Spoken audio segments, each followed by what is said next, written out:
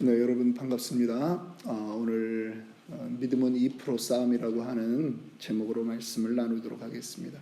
월요일 날 새벽에 나갔다가 수요일 날 한밤중에 돌아왔습니다. 2박 3일간 휴스턴 새누리 침례교회에서 있었던 교육부 세미나에 다녀왔어요. 요즘 교회들마다 코로나 이후에 교회들이 가장 고민하고 있는 핵심 주제는 뭐냐면 소그룹을 어떻게 인도해야 되느냐, 소그룹을 교회에 어떻게 정착시켜야 되느냐, 이것이 교회의 지금 가장 중요한 그런 이슈입니다.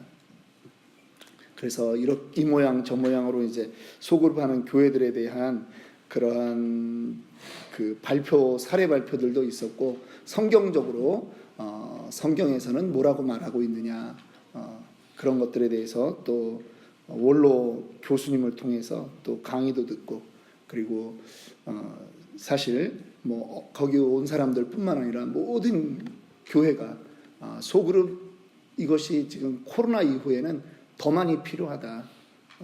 지금 여러분 내년 이미 책은 나왔는데요, 2025년 한국교회 트렌드라고 하는 그러한 결과에 보면 한국 교회의 정신적인 상담을 요구하는 성도들이 작년 약 2년 정도보다 훨씬 더 많이 늘었다라고 하는 것이 지금 한국 교회의 현실입니다. 소그룹 안 하는 교회는 없습니다. 어떤 형태로든 소그룹이 진행되고 있는데, 그것을 어떻게 성경적으로 어떻게 교회 안에 그 교회 성도들의 토양에 맞게 잘 정착시키느냐, 요즘 이제 이것이 화두가 되어 있기 때문에 여러 가지 다른 사례들을 가지고서 발표하는 그러한 교회들이 있었어요. 그래서 마지막 날 또 질문과 토론 시간까지 그렇게 아주 타이트한 시간을, 그래서 서로들 하는 말이 양육받다 왔다, 양육이 아니죠, 키워지는 거 뭐죠? 사육당하다가 왔다, 그렇게 얘기를 해요. 끼니 때가 되면 먹을 거 주고, 그 다음에 다시 강의 시작하고, 또 저녁에 먹을 거 주고 다시 강의 시작하고, 그래서 아침 8시부터 시작해서 밤 9시까지 그렇게 이제 진행되었습니다. 그래서 저는 오늘 소그룹에 대한 이야기를 하려는 건 아니고요, 그런 강의를 들으면서 목사님들 중에 샘플 교회 목사님들인데요, 뭐 보통 규모가 좀 있는 교회들, 그런 목사님들도 계셨고, 또 한 300여 명 되는 교회들 목사님들도 계셨고요, 또 EM 파트로 하는 한 200명 이렇게 규모에서 사역하는 그런 목사님들도 계셨는데, 많은 분들이 이런 말씀을 하시더라고요. 어느 날 성도들 보기가 두려워졌다. 어느 날 밤에 누웠는데 내 심장 소리가 귀에 들리기 시작했다. 그러면서 교회가 재미가 없어지고 도망가고 싶고 교회에서 자기가 안정이 안 되더라는 거죠. 생각보다 많은 분들이 그런 얘기를 하시면서 자기가 어떤 분은 이제 의사를 만났더니 이 공황장애 초기 단계다, 그런 이야기를 들었다라고 하는 거예요. 실패에 대한 두려움이 오고, 그러면서 제가 이제 아니 저렇게 잘난 분도 공황장애가 오나. 여러분 여러분들도 혹시 저녁에 잘 때 자기 심장 소리가 막 들리십니까? 그냥 청력이 좋아진 게 아니라 여러분 몸이 안 좋아진 거예요. 청력이 좋아진 게 아니에요. 스트레스가 과중하게 되었다라고 하는 거예요. 저는 그런 얘기들을 좀 들으면서 우리 믿음에 대한 부분에 대해서 한번 좀 점검해 봤으면 좋겠다 하는 생각이 오는 비행기 안에서 들었습니다. 믿음은 과연 100% 순도 있는 믿음일 때 역사하는가? 우리는 왜 나의 믿음 생활에 대해서 늘 불안해하는가? 같은 신앙생활을 하면서도 어떤 사람도 나는 믿음이 좋습니다, 믿음이 있습니다 이렇게 말을 못하잖아요.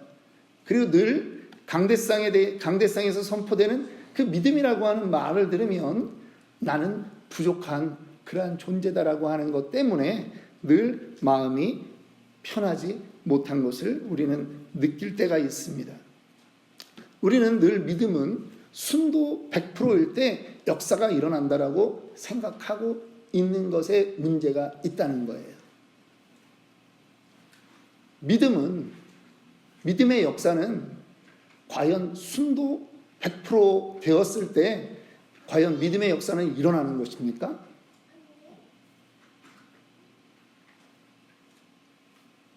그럴 수도 있고 아닐 수도 있어요. 여러분, 요단강을 이스라엘 백성들이 이제 가나안을 들어가기 위해서 요단강을 건너갑니다. 요단강 물이 가득 찼을 때입니다. 그런데 제사장들이 법궤를 메고 그냥 들어가라고 여호수아가 외치는 거예요. 그러면 그 법궤를 메고 있던 제사장들은 내가 오늘 이 요단강에 물이 발목을 디디고 무릎이 들어가면 요단강 물이 멈춰질 것이다, 그렇게 확신했을까요? 저는 그렇게 생각은 안 합니다. 그들은 요단강 물에 발을 디딜 때조차도 무슨 일이 어떻게 일어날지 전혀 몰랐다라고 하는 거죠. 100%의 믿음이 아니었다라고 하는 거죠. 우리는 자칫 교회에서 여러분들의 믿음을, 연약한 믿음은 안 됩니다. 저도 그랬는지 모르겠어요. 우리는 자꾸 여러분들의 믿음을 순도 100%까지 이 안에서 끌어올려가지고 밖으로 나가야 된다라고 이야기했는지 모르겠다라고 하는 거예요. 믿음 생활은 그런 것이 아닙니다. 믿음 생활은 그 어떤 아버지처럼 귀신 들려서 물에도 들어가고 불에도 들어가는 그 아들을 가지고 있는, 그 자녀를 가지고 있는 아버지처럼 내가 믿고 싶지만 때로는 믿어지지 않는 거예요. 예수님 앞에 나왔지만 그것이 다 믿어지지 않는 거예요. 그래서 할 수 있거든, 좀 내 아들 좀 고쳐주세요. 그럴 때 예수님이 그 말을 바꿔주는 거예요. 할 수 있거든이 무슨 말이냐, 믿는 자에게는 능치 못할 일이 없느니라. 그랬더니 그 아버지가 뭐라 그래요? 내가 믿나이다, 나의 믿음 없는 것을 도와주소서. 이런 어폐가 있는 말이 어디 있습니까? 믿으면 믿는 거지, 나의 믿음 없는 것을 도와달라니 이건 또 무슨 말이에요? 여러분, 그 아버지의 고백이 순도 100%의 믿음이 아닌 것처럼 우리의 믿음의 싸움은 순도 100%까지 교회 안에서 다 올려놓고 자 이제 여러분 나가서 믿음대로 전도하십시오, 믿음대로 사십시오가 아니라는 거예요. 믿음은 결국은 2%의 싸움이라고 하는 것입니다. 뭐가 2%의 싸움이에요? 믿음과 의심이라고 하는 50대 50의 싸움에서 나는 어디다가 우선권을 둘 것이냐라고 하는 거죠. 그 우선권을 두는 그곳이 믿음의 자리라면 51% 대 49 아닙니까? 그러면 나는 믿음의 길을 가는 거예요.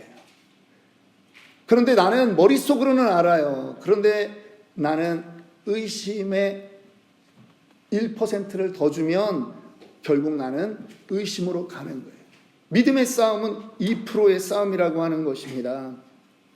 물처럼 100도까지 끓어야 믿음의 역사가 일어나는 것이 아니라 1%만 내가 믿음의 자리에 서도 하나님은 우리를 통해서 하실 일이 있다라고 하는 거예요. 오늘 그 일이 바로 저는 사도행전 3장 1절부터 10절에 우리가 읽었던 본문 말씀이라고 믿는 것입니다. 성령 체험을 했습니다. 두려워 떨던 제자들이 밖으로 나가서 각종 방언으로 말하고 예수가 그리스도라고 그들이 선포했습니다. 하나님의 말씀을 전했습니다. 그리고 이제 또 기도할 때가 되어서 베드로와 요한이 성전으로 올라가게 되었습니다. 그런데 그들이 늘 예루살렘에 와서 그 성전만 올라가려고 하면 미문이라고 하는 아름다운 문 옆에 그 아름다운 문과는 전혀 어울리지 않는 한 거지가 있었어요. 구걸하는 사람입니다. 본문 볼까요? 나면서 못 걷게 된 이를 사람들이 메고 오니 이는 성전에 들어가는 사람들에게 구걸하기 위하여 날마다 미문이라는 성전문에 두는 자라. 이 사람의 나이는 4장에 가서 보니까 4장 22절에 보니까 이 표적으로 병 나은 사람은 40여 세나 되었더라. 이 사람은요 지금 40여 년 동안 단 한 번도 걸어본 적이 없는 사람이에요. 아니 지금 태어난 지 얼마 안 돼서 혹시 다리에 장애가 있다면 그것이 어떻게 나을지는 모르겠지만 지금 태어나서 40년 동안 단 한 번도 걸어본 적이 없는, 그래서 말라 비틀어진 그런 다리를 가지고 있는 사람입니다. 그 사람의 희망이라고 하는 것은 그냥 그날도 성전을 들어가는 사람들이 긍휼의 마음을 가지고 자기에게 동전이라도 좀 더 많이 전달해 주면 좋겠다라고 하는 것이 바로 그 사람의 마음인 것입니다. 그런데 오늘 그 사람을 늘 바라보고 기도의 자리로 올라가던 베드로와 요한이 달라진 것입니다. 베드로와 요한의 눈에도 그 사람은 옛날에도 그렇게 앉아 있었어요. 베드로와 요한이 갈릴리 사람이라고 해도 남자들이기 때문에 성일이 되면 그 절기가 되면 반드시 성전에 올라오지 않았겠습니까? 1년에 3번 올라옵니다. 그런데 그 사람은 그때도 늘 그 자리에 있었거든요. 장애인은요 성전에 들어갈 수 없습니다. 성전 문 앞에 둔 이유가 그거예요. 성전 안은 들어갈 수가 없는 거예요. 이 장애인이 고침을 받고 어디로 들어갑니까? 성전 안에 들어가서 뛰는 거예요. 40년을 자기는 들어갈 수 없는 그러한 곳이었거든요.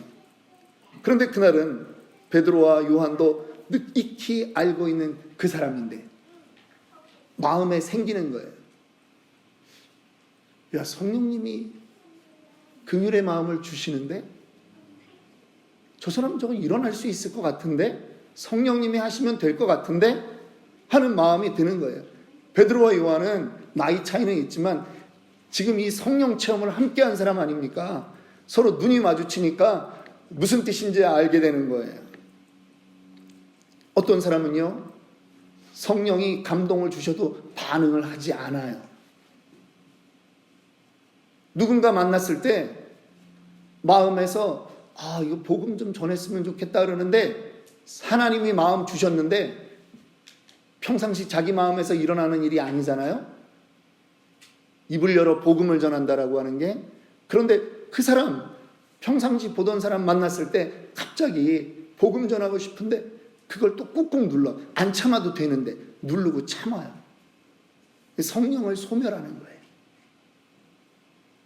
지금 요한과 베드로는 이거 하나님이 부담을 주시는 거예요. 자꾸 하나님이 부담을 주시는 거예요. 그런데 여러분, 그들이 그 부담에 순종하는 거죠. 그리고 그들은 말합니다. 은과 금은 내게 없거니와 내게 있는 이것을 내게 주노니 나사렛 예수 그리스도의 이름으로 일어나 걸으라.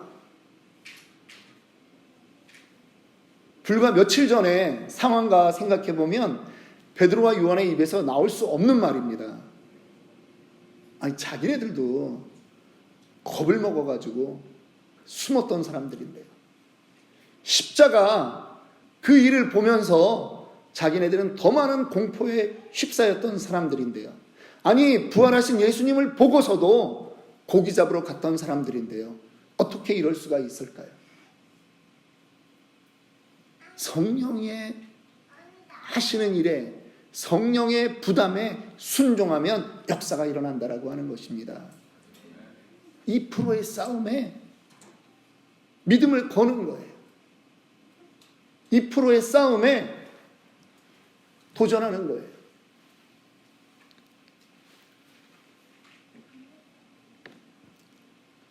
예수님이 이 땅에서 하신 일이 있습니다. 3가지를 하셨습니다. 우리는 간단하게 말해서 티칭, 프리칭, 힐링 세 가지를 하셨다고 우리는 그렇게 말씀하고 있어요. 가르치셨어요.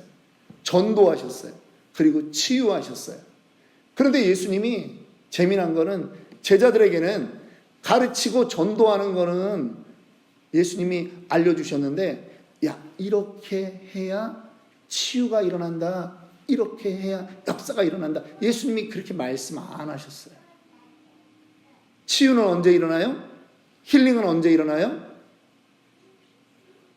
성령의 순종에서 복음을 전할 때, 복음이 선포되는 그곳에 치유의 역사가 일어나는 줄 믿으시기 바랍니다. 다른 말로 말하면 복음 전하지 않고 성령에 순종하지 않으면 그 역사는 일어나지 않는다라고 하는 거예요. 여전히 여러분들 안에 의심이 사라지지 않을 수 있습니다. 그런데 49%로 만들면 되는 거예요. 믿음에 내가 한 발짝을 더 들여놓으면 되는 거예요. 그랬더니 그 사람이 일어나는 겁니다. 오른손을 잡아 일으키니 발과 발목이 곧 힘을 얻고 뛰어 서서 걸으며 그들과 함께 성전으로 들어가면서 걷기도 하고 뛰기도 하며 하나님을 찬미하니 모든 백성이 그 걷는 것과 및 하나님을 찬미함을 보고 그 본래 성전 미문에 앉아 구걸하던 사람인 줄 알고 그의 당한 일을 인하여 심히 놀라며 놀랍게 여기며 놀라니라. 놀랍게 여기며 놀라는 그 일들이 성령을 통해서 51%의 믿음에 도전한 사람들에게 나타났다라고 하는 것입니다. 여러분, 교회 안에도 눈으로 보기에는 멀쩡한데 영적인 그런 안진뱅이들이 있습니다. 늘 그 자리만 맴돌고 있는 거예요. 늘 반복되는 거예요. 일 생기면 가라앉아요. 잠수함도 아닌데 잠수함 인생으로 변하는 거예요. 일 생기면 눈물로 신세한탄으로 가는 거예요. 아닙니다. 여러분에게 100%의 순도 100%의 신앙을 요구하는 게 아니에요. 여러분 2%면 되는 거예요. 아니 1%면 자동으로 차이는 2%가 나게 돼 있는 거예요. 성령에게 의지하는 그 일을 하시라고 하는 거예요. 마가복음 16장 17절 18절에 주님이 말씀합니다. 믿는 자에게는 이런 표적이 따르리니 곧 저희가 내 이름으로 귀신을 쫓아내며 새 방언을 말하며 뱀을 집으며 무슨 독을 마실지라도 해를 받지 아니하며 병든 사람에게 손을 얹은 즉 나으니라. 믿으십니까? 여러분들의 인생에 이런 일들이 일어난다라고 하는 거예요. 여러분들의 수준이 순도 100%의 믿음을 가질 때가 아니라 여러분들이 믿음을 선택해서 발을 옮길 때 이 일이 일어난다라고 하는 거예요. 요한복음 14장 14절에도 말씀합니다. 내 이름으로 무엇이든지 내게 구하면 내가 시행하리라. 오늘 한번 우리 외쳐볼까요? 선포기도 한번 해봅시다. 내가 예수 이름으로 명하노니, 그렇게 하면 그 밑에 모든 병만은 물러갈지어다. 여러분들이 하세요. 5개 정도 문장을 좀 만들어 봤는데요. 앞에 거는 제가 하겠습니다. 예수 이름으로 명하노니. 이런 거 할 때는 목소리를 더 크게. 그게 1%를 믿음으로 옮겨가는 거예요. 처음부터 다시. 예수 이름으로 명하노니. 모든 병만은 물러갈지어다. 예수 이름으로 명하노니. 모든 묶임은 풀어질지어다. 예수 이름으로 명하노니. 막힌 문제는 무너질지어다. 예수 이름으로 명하노니. 모든 두려움은 떠나갈지어다. 예수 이름으로 명하노니. 세상적 가치관은 물러갈지어다.